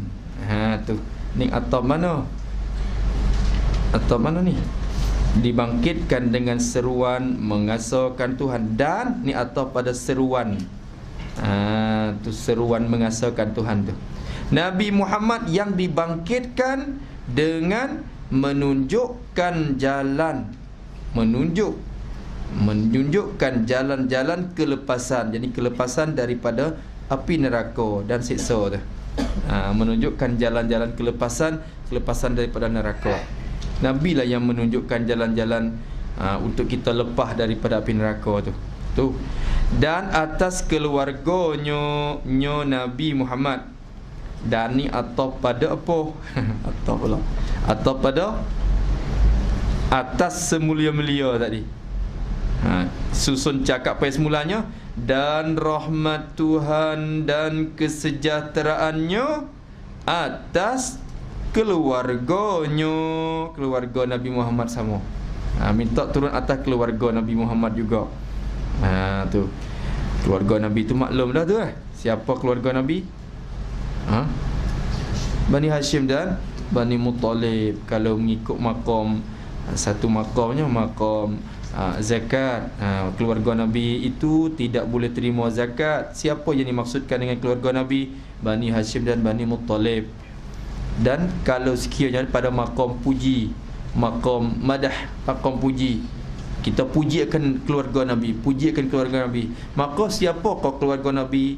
Maksud dengan keluarga Nabi yang patut dipuji, maksud dengan keluarga Nabi dalam makam tu ialah kullu mu'minin kullu mu'minin taqiyyin. Tiap-tiap orang yang beriman yang terlepas daripada syirik. Jadi yang bertakwa kepada Allah Subhanahu Wa Taala dan lepas diri daripada syirik. Mereka yang baik-baik itulah. Tu yang kita kata yang bertakwa tu. Hak tu dikatakan keluarga Nabi. Kalau dikira di makam madah, makam puji. Tapi kalau dikira pada makam doa, Ya Allah rahmatilah keluarga Nabi, ya Allah ampunkanlah keluarga Nabi, ya Allah selamatkanlah keluarga Nabi. Kita doa untuk keluarga Nabi. Apa maksud keluarga Nabi dalam maqam doa tu? Itulah kullu mukminin walau asian. Tiap-tiap orang yang beriman walaupun berdosa dan derhaka kepada Allah Taala sekalipun, kalau masih beriman, maka dia juga masuk dalam keluarga Nabi sallallahu alaihi wasallam pada maqam doa tu. Kerana mereka yang berdosa itulah sepatutnya didapat doanya, yang layak untuk dapat kita mendoakan. Herat rasanya kita lalu dengar dah ni dah. Ya. Tiap-tiap kitab sebut benda ni. Wa ala alihi tu. Ya. Dan sahabat-sahabatnya, sahabat Nabi Muhammad sallallahu alaihi wasallam, ini ataf pada keluarganya. Jadi atas sahabat-sahabatnya, sahabat Nabi sallallahu alaihi wasallam. Ini akan baca dengan cara cepat-cepat sikit ni kerana banyak dobit juga saya yang tinggal-tinggal untuk kita faham maksud dia, maksud ibarat-ibarat dan turut letakkan ibarat-ibarat, takluk itu saja, dan dobit yang penting-penting. Dobit yang penting-penting. Kerana pernah mengajar di pondok dalam sendiri. Tu lama pasal tu. Kerana lepas satu-satu, tapi insya-Allah akan mencepat-cepatkan. Nak kiamat dah ni.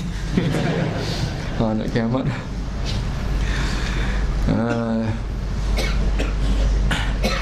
Habis. Atas keluarganya keluarga Nabi dan sahabat-sahabatnya sahabat Nabi. Sahabat Nabi mana? Sebaik-baik ini umat. Ni sifat bagi sahabat-sahabat Nabi. Minta turun atas sahabat-sahabat Nabi, sahabat yang sebaik-baik ini umat. Umat Nabi ni banyak, tapi sebaik-baik lapisan umat Nabi ni ialah lapisan sahabat. Nabi kata apa?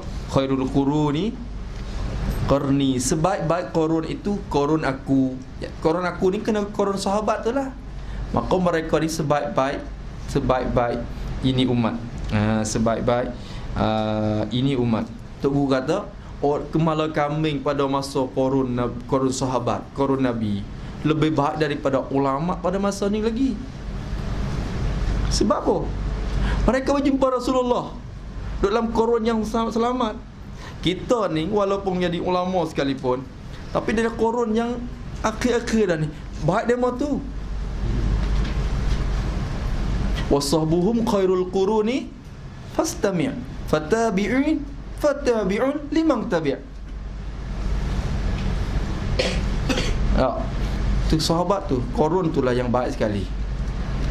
Walaupun nampak lekeh pun, nampak orang tu orang biasa, orang kampung tapi orang yang soleh-soleh lah. Orang yang soleh-soleh pada masa tu, tapi dia orang biasa yang nampak, bukan jadi ulama hebat-hebat pada masa tu, tapi dia lebih baik pada orang yang baik dalam masa ni lagi. Kerana mereka dalam korun yang sebaik-baik. Yang sebaik-baik. Tu. Habis itu. Ada pula tu dalam Jahrah tu. Wasahbuhum khairul quruni fastami' fatabi'un liman tabi'. Wa khairuhum man wulliyan khilafah. Dalam sahabat tu siapa yang lebih? Mereka yang dilantikkan jadi khalifah. Tu. Tu ada Jahrah tu. InsyaAllah minggu depan tu bawa Jahrah mari. Sebelum pada kita nak mengajar ni, kita akan baca Jahrah ramai-ramai. Mengapa? Sekadar 20 bait dulu. Mengapa tiap-tiap minggu. Tak ingat binatang. Dia kena ingat sikit-sikit. Ni tak mengapa. Tak berani nak mengapa ni. Takut tak ingat. Tak berani nak mengapa. Kena. Sebab apa tak mengapa? Takut tak ingat. Pak kalau tak hafal ingat tak? Tak ingat juga. Kalau itu baik kita hafal. Takut nak mengaji ni. Takut tak reti. Takut tak faham. Malah mengaji takut tak faham. Pak kalau tak mengaji faham tak?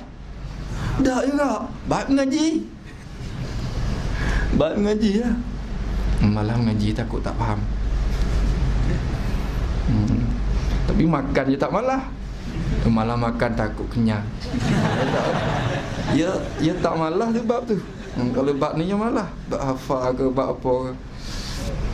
Tu. Jauharah tu saya pun ingat. Untuk guru suruh ingat apa? Umum Barahi lah, Jauharah lah kita. Apa? Guru kata siapa ingat Jauharah tu tauhid wajib alim usuluddin. Wajib pada adatnya. Tu alim usuluddin. Alim usuluddin. Cubalah. Cuba. Tak banyak sekali. Tu dia. Sebab ini umat dan sebersih-bersih kelasan. Tu. Tak pada sebaik-baik tu. Sebersih-bersih kelasan. Apa kelasan? Kelasan ni pangkat atau kedudukan lah. Kelas-kelas. Tu kelasan. Apa dia Pak Dek ni? Kelasan. Tu pangkat atau kedudukan tu. Sebersih-bersih pangkat.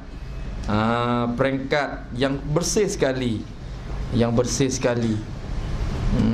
Tu tulis betul sebersih-bersih kelasan tu, yakni orang yang terpilih di sisi Allah Ta'ala. Tu maksud sebersih-bersih kelasan, sebersih-bersih peringkat, yakni orang yang terpilih di sisi Allah Ta'ala. Kerana Rasulullah bersabda ashabi kan nujum al-hadisa. Sampai akhir lah, ashabi kan nujum. Tu Nabi kata ashabi kan nujum bi ayyihi muqtadaitum ihtadaitum. Ihtadaitum. Sahabat aku ni serupa dengan bintang dah. Yang mana-mana kamu mengikutinya, kamu akan dapat petunjuk. Berarti sahabat Nabi tu duduk di peringkat yang tinggi sekali dan terpilih sekali, sebersih-bersih kelasan. Sebersih, setinggi-tinggi lapisan, setinggi-tinggi pangkat peringkat dia. Tu sebersih-bersih kelasan. Itu dia. Cukup dulu kok. Boleh lah.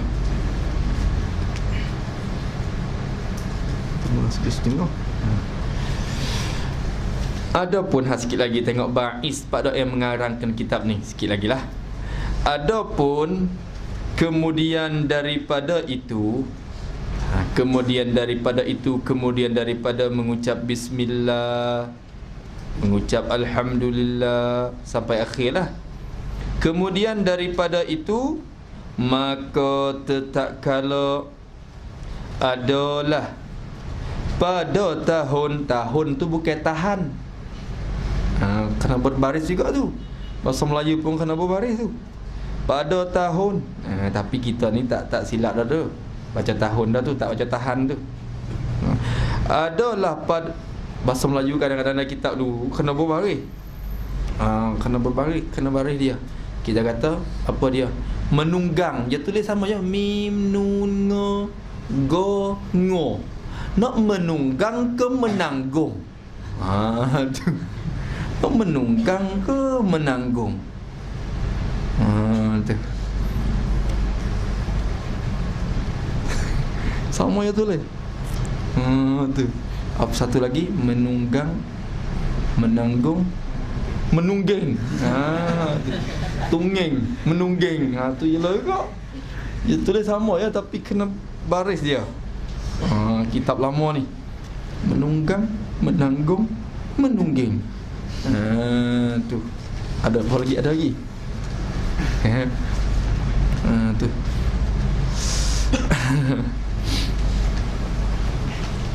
Lebih lagi kitab je hikam Jawi tu, hikam hok untuk Pulau Manis tu. Syarah hikam, terjemahan hikam tu ulama tu. Ayah lagi. Kami dia tulis kaf dengan mim je. Kaf mim. Bukan kum. Baca kami. Lagi tu je kami. Tu pun kadang-kadang kami ke kamu. Kalau kamu yang tulis sama tak? Kami ke kamu? Tu. Nanti kalau patut kita renung kembali, kita kaji kembali kitab-kitab kita ni, turas-turas kita, turas Islami dan Melayuwi ni. Itu. Dia kata tatkala pada tahun 1335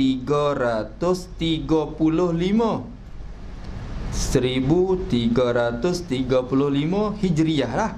Hijriah. Sekarang ni 1000 apa? 1438. 438. Oh, berapa tahun dah?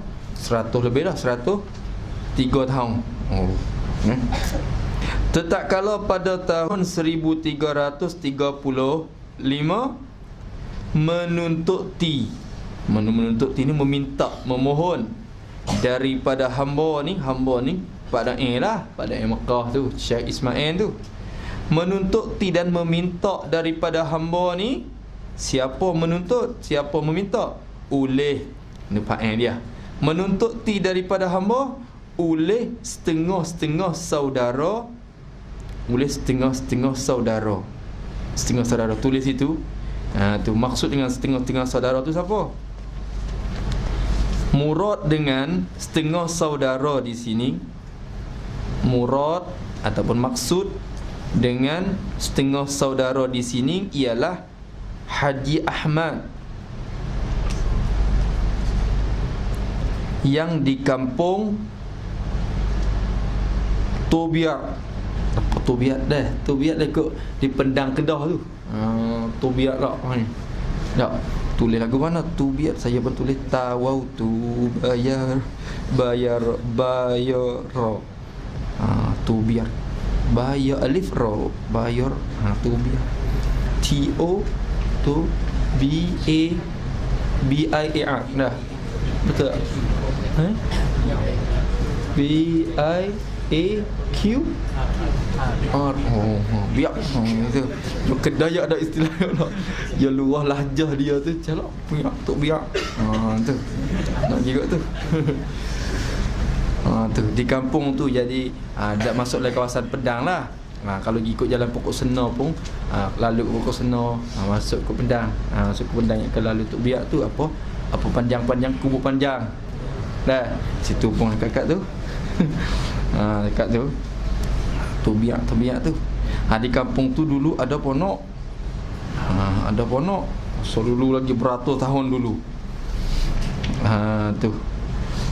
Ada tok guru lah, ada nama Haji Ahmad ni, anak murid pada. Hantar tu lagi. Semurad dengan saudara di sini ialah Haji Ahmad yang di kampung Tobiat Pendang, Kedah. Ia adalah anak murid Pak Dae. Tu dia. Habis itu. Tu orang panggil setengah saudara. Maksud dengan setengah saudara. Jadi Pak Dae Mekah ni pada tahun 1335 ni dia ziarah Kedah untuk ziarah anak-anak murid dia dan adik dia Pak Cuhim yang ada di Gajah Mati tu. Pak Cuhim tu buka ponok di Gajah Mati sebelum Syekh Qadir Al-Mandili berangkat ke Mekah untuk belajar dengan Pak Dae. Dia belajar mengaji dengan Pak Cuhim dulu. Syekh Qadir tu Al-Mandili tu dia mengaji dengan Pak Cuhim di Gajah Mati tu. Ponok Gajah Mati sekarang ni ada Pak Nyang dah. Ada banyak Izzuddin. Tu adik ke? Adik Pak Cuhim tak? Bukan, anak Pak Cuhim. Anak Pak Cuhim. Tu Pak Nyang tu. Boleh lagi ziarah ponok tu. Tu. Atau adik Pak Dae tu Pak Cuhim. Pak Cuhim Gajah Mati. Maka Pak Dae mari tu tak duduk tempat adik dia. Dia tak tidur di ponok adik dia. Dia tidur rumah anak murid dia nama Haji Ahmad ni. Di Tobiat ni. Duduk situ. Tu. Lepas tu Haji Ahmad ni adik dia tu ada seorang apa nama anak dia nama Haji Muhammad Nur. Muhammad Nur pun anak dia. Anak dia ni pun mengaji dengan Pak Dae juga.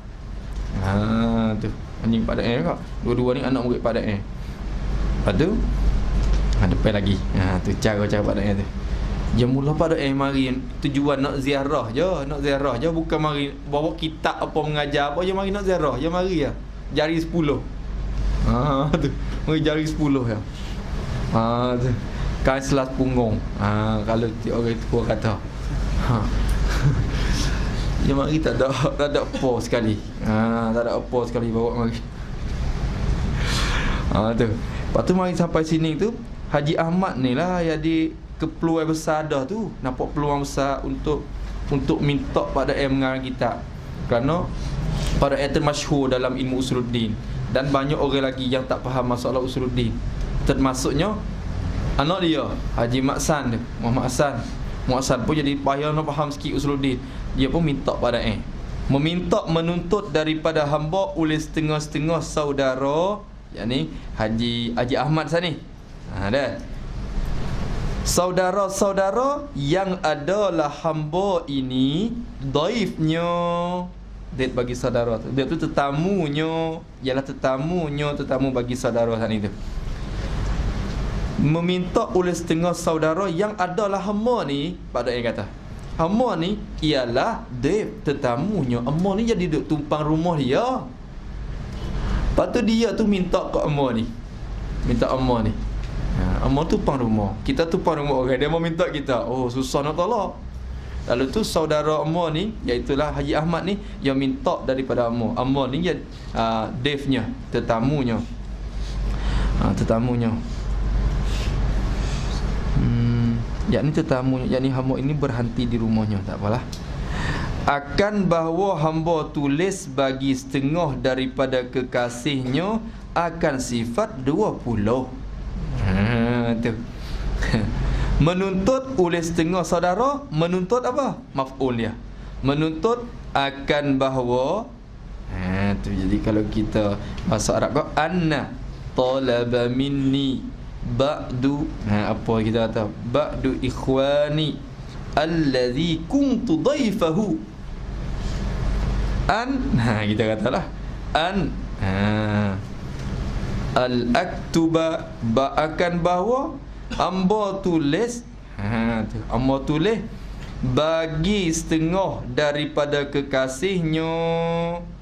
Hamba tulis bukan tulis untuk saudara tadi, untuk setengah daripada kekasihnya, kekasih setengah saudara tadi tu.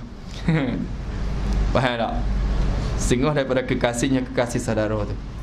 Hamba tumpang duduk di rumah dia, Haji Ahmad ni.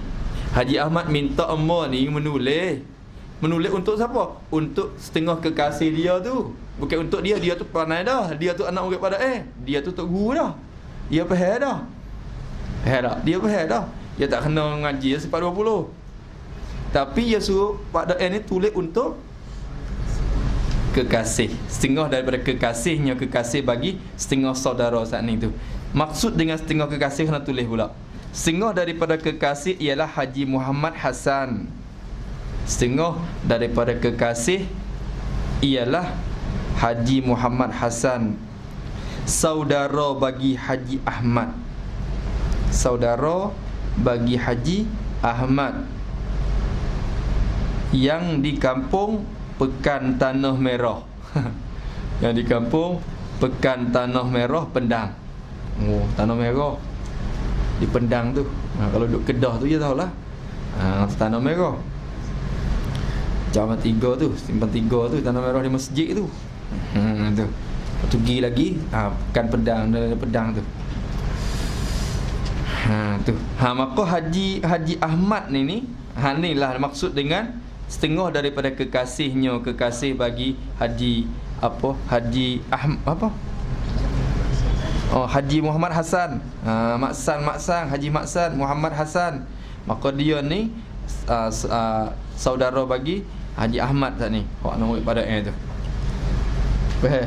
Boleh tu. Tulis akan apa? Mentulis akan ni maf'ul bagi tulis. Tulis akan sifat 20.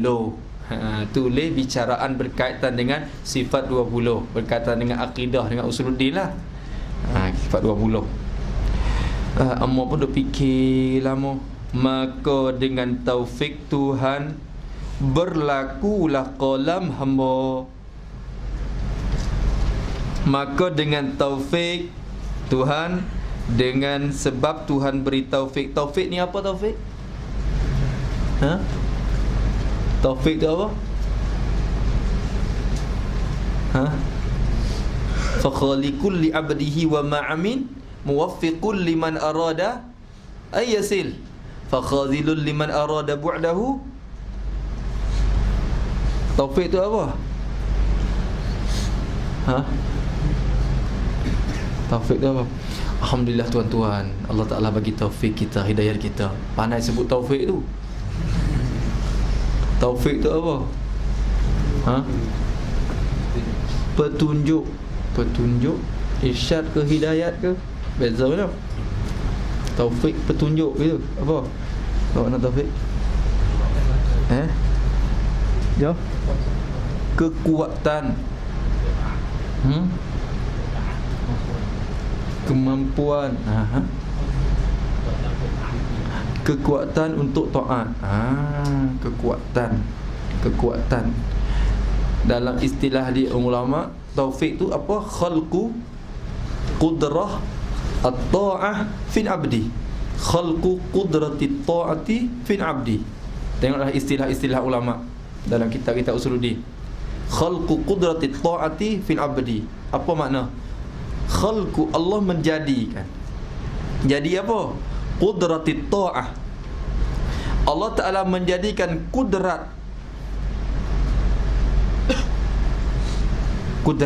Kudrat ni kena mengaji pula. Kudrat ni ada dua jenis. Ada kudrat yang qadimah, ada kudrat yang hadisah. Kudrat yang qadimah ialah sifat kudrat Allah Subhanahu wa taala. Kudrat itulah mengada meniada, taksir. Adapun kudrat satu lagi, kudrat yang hadisah, kudrat makhluk. Allah Taala bagi kudrat kepada makhluk. Kudrat ni dengan makna kasbun. Kudrat ni dengan makna apa? Pak Daeng kata rang. Kalau bahasa petani kata rang. Rang. Apa rang? Rang ni di asal bahasa Siam tu rang tu. Rang. Dipermelayu, diperfatanikan. Jadi rang. Jadi rang. Kalau bahasa Kedah panggil apa tu? Tenaga. Tu rang tu tenaga. Allah Ta'ala menjadikan tenaga. Tapi tenaga tu untuk buat taat. Ya, tenaga ada dua. Ada tenaga yang diberi untuk taat, dan ada tenaga yang diberi untuk maksiat. Kadang-kala orang tu ada tenaga untuk maksiat, tapi bila dia ajak buat taat, dia tak larat. Dia tak bertenaga. Sampai ke satu ke dua pula dia tengok bola. Tak tidur-tidur. Duduk menonton bola. Tengok bola tu masalah. Sampai cerah, sampai subuh. Tengok, dengar lagu, apa, muzik. Dia ada tenaga untuk benda tu. Tapi nak bangun tahajud tak larat. Tahajud 2 rakaat pun tak berkemampuan, tak ada tenaga. Tu Allah Ta'ala bagi tenaga untuk maksiat, tapi tak diberi tenaga untuk taat. Maka kalau diberi tenaga untuk taat dinamakan taufik. Allah Ta'ala menjadikan tenaga untuk dapat bertaat dalam seorang diri hamba tu. Maka kalau Allah Ta'ala jadi tenaga untuk maksiat dinamakan khizlan. Bukan taufik, khizlan. Fa khazilul liman arada bu'dahu. Allah Ta'ala mengkhizlankan. Khizlan ni apa? Membiarkan. Membiarkan dia tu dalam kemaksiatan. Tu khizlan. Allah Ta'ala bagi tenaga untuk kerja maksiat. Wa niyadzubillah min zalik. Maka malam ni taufik ni. Taufik ni. Begitu pun taufik. Kalau mari ngantuk-ngantuk pun taufik dah. Ada tenaga dah untuk mari ngaji. Untuk mari datang mengaji. Mengaji kitab. Mana? Cuba hati tengok. Alhamdulillah lah. Maka amma ni diberi taufik. Maka dengan taufik Tuhan, dengan taufik dari Tuhan, Allah Ta'ala bagi taufik kepada amma, berlakulah. Maksud berlaku ni apa? Bergeraklah ataupun berlarilah, bergeraklah qalam hamba ni. Qalam hamba ni. Jadi mula mengarang adalah berlakulah qalam hamba. Dengan taufik Allah Ta'ala, bergeraklah, berlakulah qalam hamba ni. Tu qalam hamba ni pun berlaku dan bergerak. Mulai bergerak. Yakni mulai mengarang lah hamba ni. Bismillahirrahmanirrahim. Dengan taufik. Tu masa ni mengarang apa? Mengarang matan Baqarah saja. Syarah belum lagi. Syarah di Mekah nun. Syarah di Mekah. Tapi masa ni mengarang Baqarah ya. Masa tu tidak ada kitab rojak ke apa pun. Semata-mata apa yang ada dalam ingatan dia. Apa yang dia sudah dapat faham daripada cakapan guru-guru, apa yang dapat syarahan daripada guru-guru masyayikh-masyayikh di Mekah, yang apa dia je faham. Susah juga orang kita ni. Bijak dah dapat mengarang dengan apa yang ada dalam ingatan tu bukan senang. Bukan mudah. Biasa kita nak mengarang pun tengok kitab tu, tengok kitab ni, tengok rojok kitab tu dulu nak mengarang. Ni dak masa ni dia tak nak bawa kitab. Selas pun jari 10 jari je hari. Ke Kedah ni. Tu.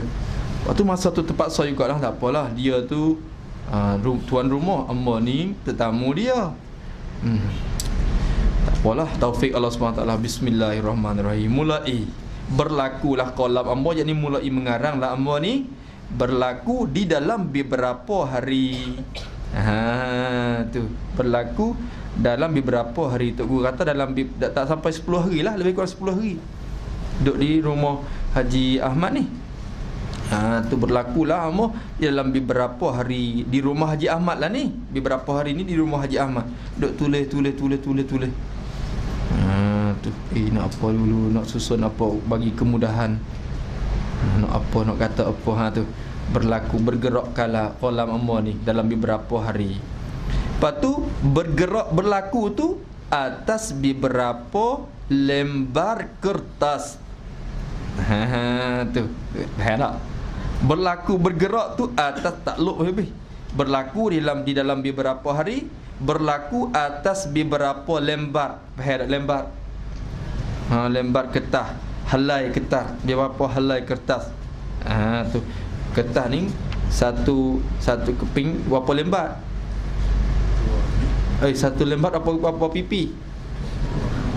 Aduh, ni satu lembar. Berapa helai kertas? Tu. Berapa kertas ya pada masa tu? Berapa keping je? 7 8. Sikit sangat. Ni syarah dah ni, syarah berapa 30 dah. Ya syarah di Mekah pula. Kerana beberapa lama bila matan Baqarah tu dah masyhur dan sebar di Malaysia, di petani. Masa tu berbahah-bahah orang jadi apa ni masyhur kitab ni. Lalu tu anak murid, setengah-tengah anak murid tu minta pada pula tolong syarah, kerana ada beberapa ibarat yang sulit lagi dalam matan pada tu untuk nak syarah lagi. Hantar kitab tu kepada untuk syarah di Mekah. Tu lepas pada ni syarah tafsirah tu, syarah di Mekah. Tu beberapa lembar kertas daripada ingat-ingatan pelajaran ya. Daripada ni takluk pada berlaku. Berlakulah qalam hamba, bergeraklah qalam hamba di dalam beberapa hari, berlaku atas beberapa lembar kertas, berlaku dan bergerak daripada ingat-ingatan pelajaran ya. Daripada ingat-ingatan pelajaran. Faham tak tu? Kerana masa tu tidak ada rojokan kita apa, semua tu ada dalam hasil dari ingat-ingatan pelajaran dia ya. Hak duk mengaji, yang dia mengaji di Mekah dulu, ingat-ingatan dia. Kita ni apa kita ingat masa ni? Cuba karang boleh satu lembar. Jangan rojak apa-apa. Karang je daripada dengan satu lembar dah cukup. Tapi semua daripada ingatan kita. Boleh. Jangan rojak kitab. Boleh tak? Kalau Faridatul Faraid itu ada terjemahan-terjemahan, dia terjemah daripada kitab tu, kitab ni. Durrus Samin Syadaw Al-Fatani pun ada terjemahan-terjemahan. Ada terjemahan-terjemahan. Tapi Baqatul Amal ni itu dari ingat-ingatan matan dia tu. Adapun syarah-syarah tu ada rojokan nakal-nakalan dan rojok-rojokan kitab-kitab lah. Kitab-kitab yang muktabar.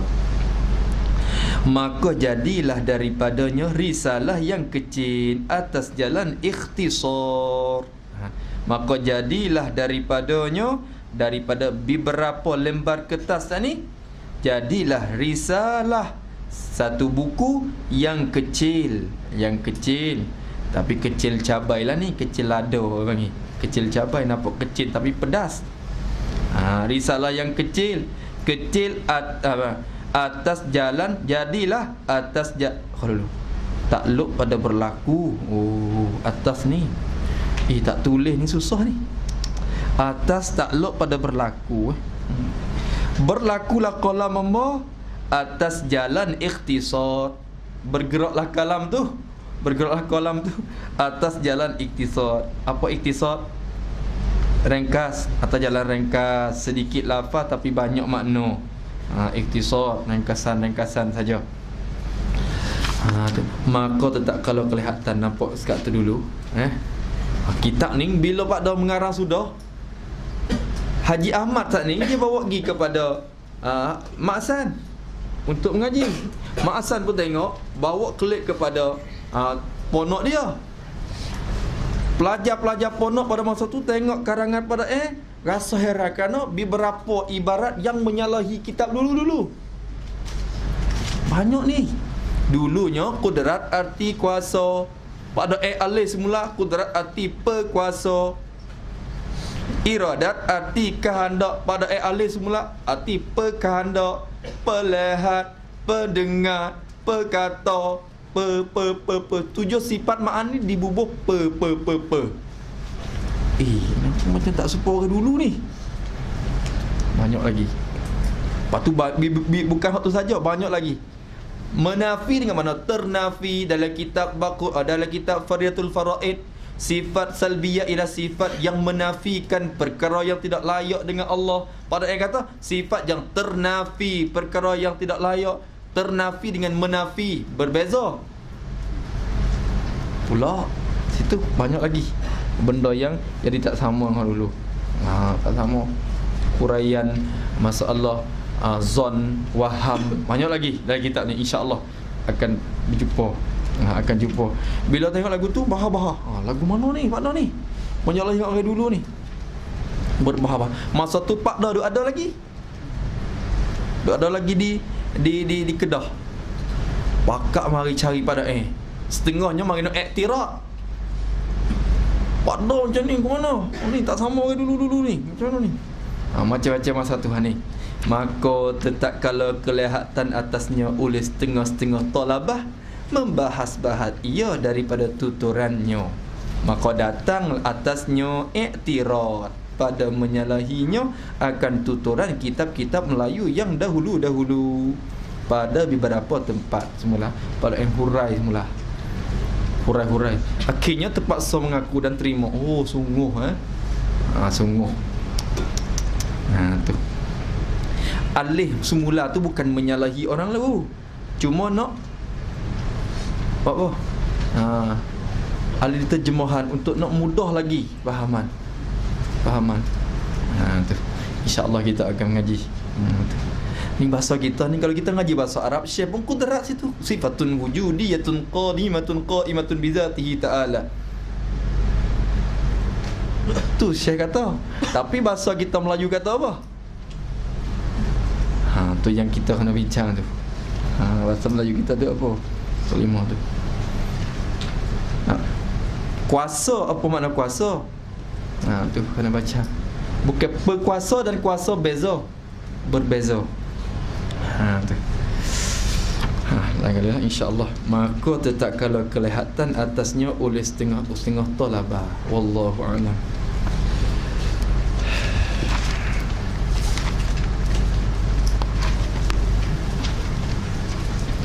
Ada kertas tu bagi tak?